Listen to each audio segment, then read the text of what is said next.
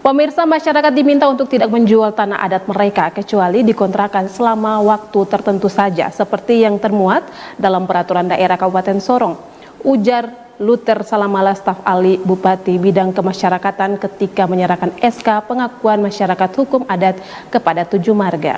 Kita boleh izinkan perusahaan masuk, tapi sistemnya harus kontrak. Nah, itu dalam upaya mempromosikan keberlanjutan ekonomi dan pelestarian warisan budaya, masyarakat di Kabupaten Sorong didorong untuk memanfaatkan tanah adat mereka tanpa harus menjual secara permanen.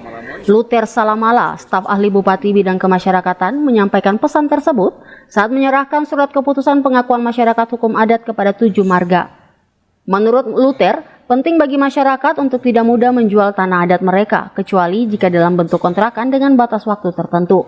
Hal ini sesuai dengan Peraturan Daerah Kabupaten Sorong yang menggarisbawahi pentingnya melestarikan tanah adat sambil memanfaatkannya untuk kebutuhan ekonomi.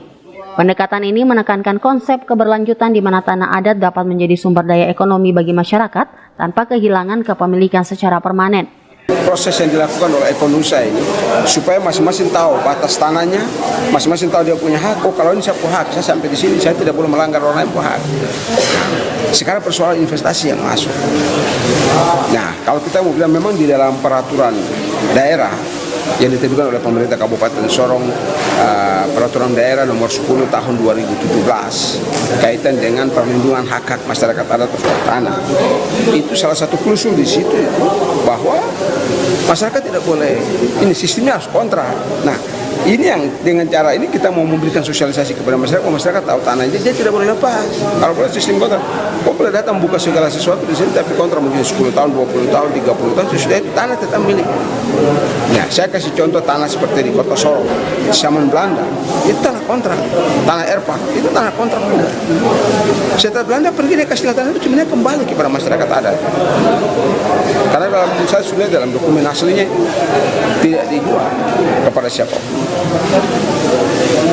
Nah, jadi itu yang masyarakat adat harus mengerti. Kalau kita boleh izinkan perusahaan masuk, tapi sistemnya harus kontrak. Nah, itu dalam proses perda yang dikeluarkan oleh Kabupaten Sorong kaitan dengan perlindungan hak masyarakat adat itu ada.